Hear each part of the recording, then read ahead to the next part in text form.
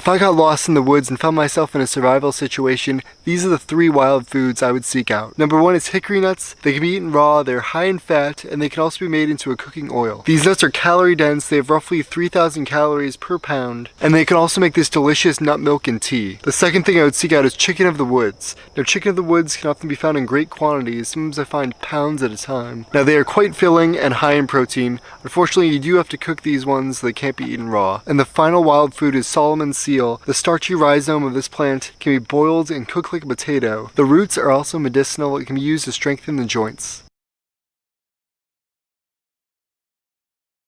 Here's how you make a stone sling. A sling is made of 2 parts. It has 2 cords and a pouch in the center. Here's some dog bane. We'll make some cordage.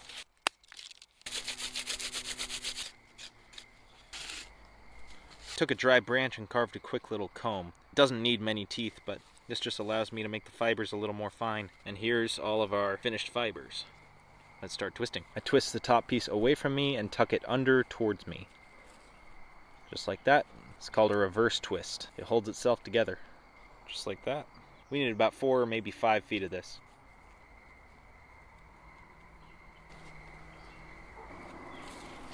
There we go, that's 6 feet. A little too much is better than not enough. At the end here where the twining stops, I'm just going to tie a quick knot. That'll keep it from coming undone.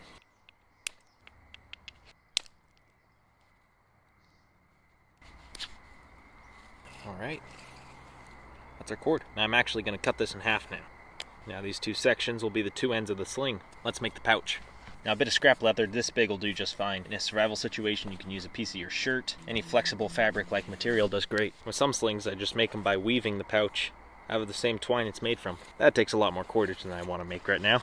Just cutting out an elliptical shape. Just a skinny football. That's the shape you're going for.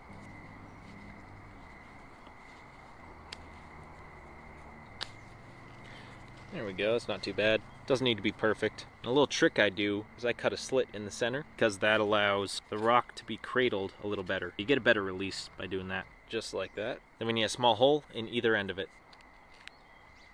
We'll take one end of our twine, take the end without the knot, slip it through. Alright, there's a particular knot I tie. So I go through from the inside of the pouch, wrap around the inside, back in that same hole, so it can cinch onto it like that. Just give it a single overhand knot.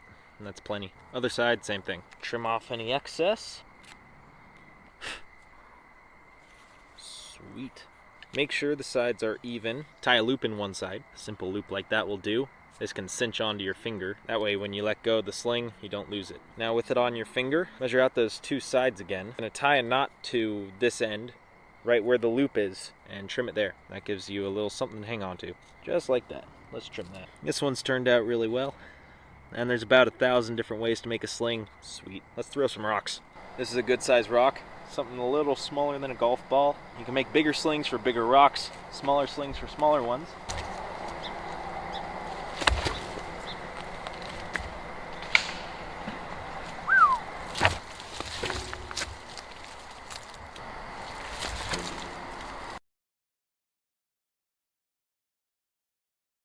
Here's how I make glue out of pine sap. The Native Americans used this glue for all sorts of different tasks, including gluing arrowheads onto their arrows. It's also a good emergency fire starter. Pine sap is highly flammable. It's important to be really careful when you're working with this stuff near a fire. If you find a wounded pine tree, they'll probably have lots of little nodules of sap on it like this. What you want to do is collect as many of those as you can and put them in a pot or a cup that you can put on the fire and melt it all down. Here I have a bunch of melted down sap.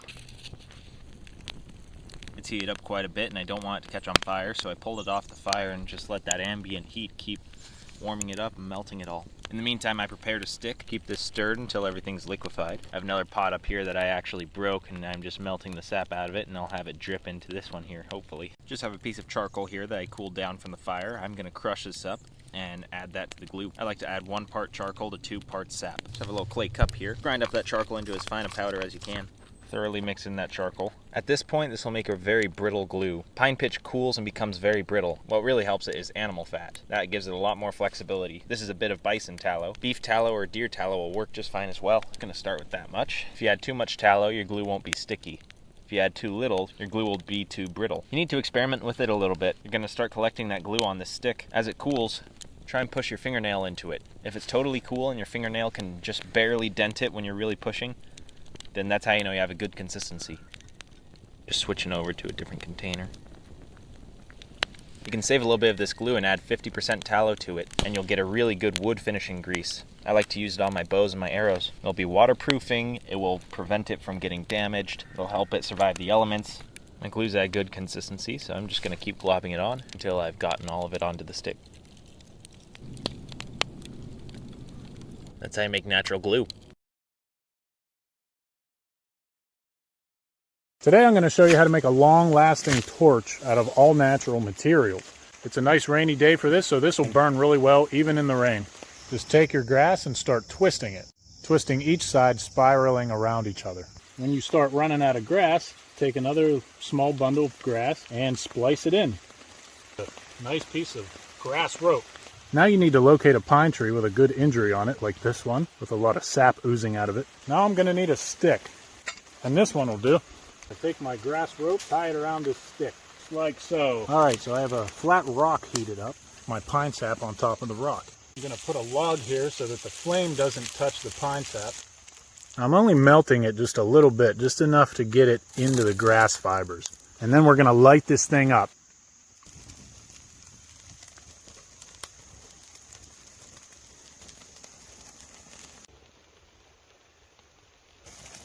So that's how you make an all-natural wind and rain-proof torch. Can you make fire by friction? Yeah. Hearthboard, spindle, grass for tinder material, fire pit. Let's do this.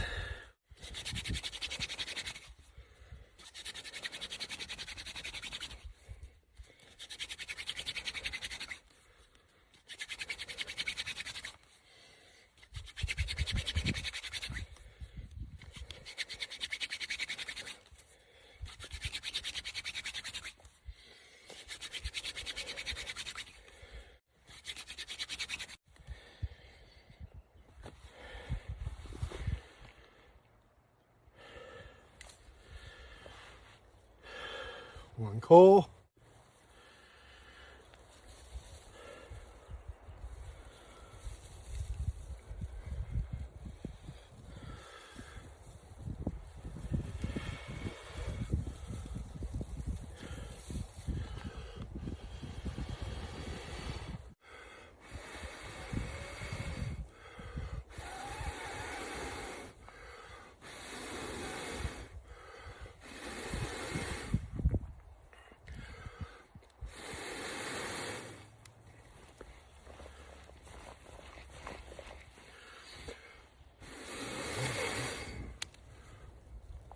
Fire. All right, that is how I make fire by friction. Thanks for watching.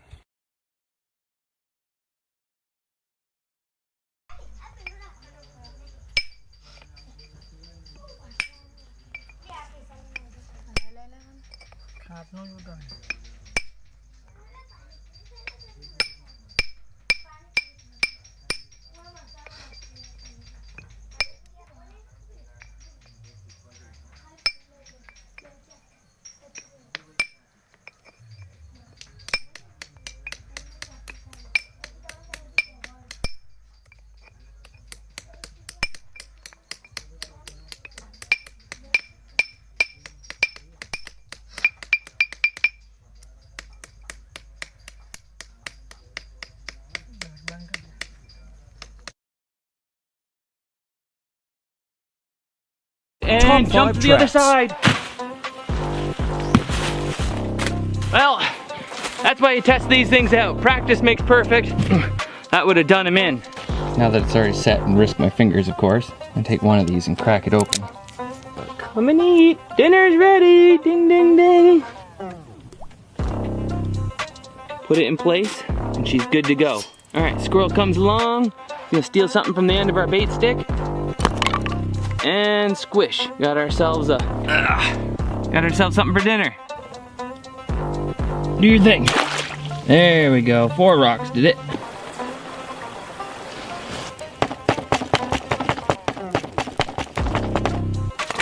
Ah!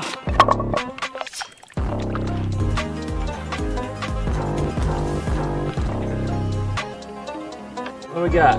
Well, Not the trout I was hoping for. A little, I don't know, shiner or something.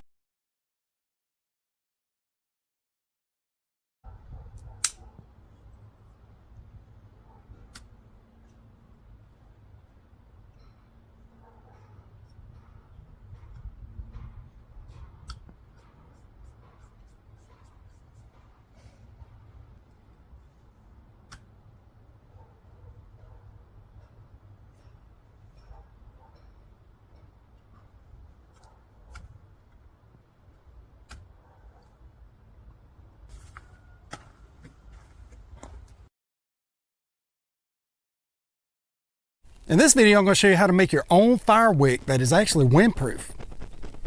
But you can snuff it out just like that. It's real easy to make this thing. All you need is some Vaseline, some wax, and a little pot to melt it in. We got our natural rope here. We're going to cut off about a foot. Now we're going to add a couple spoonfuls of Vaseline and get that all good and liquefied. And once that Vaseline is good and liquefied, you're going to round your rope like that, and you're going to drop it inside the Vaseline. Now we're going to take that piece of rope out and we're going to set it on a styrofoam plate. And we're going to let it cool off. Now go ahead and save this Vaseline because it will turn back into jelly. All right, let's start melting our wax. Now that our wax is melted, we can go ahead and drop the rope into the wax. Now take your rope out and put it on your styrofoam plate. Set your wax to the side. You're going to use it again later on for another project. Now I'm using a piece of 1/2-inch PVC pipe from a previous plumbing project. And I'm going to shove it inside there. Just like that. Now with this thing, what you want to do is you want to fluff up the ends a little bit, just like that. And it's easily to start with a ferro rod or your lighter.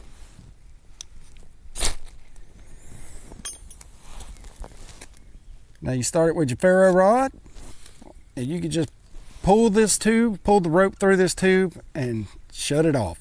Or you can use your trusty Bic lighter and just hit it one time, and then you can save the fluid in your lighter. Now, like I said earlier, this thing is windproof. You can sit there,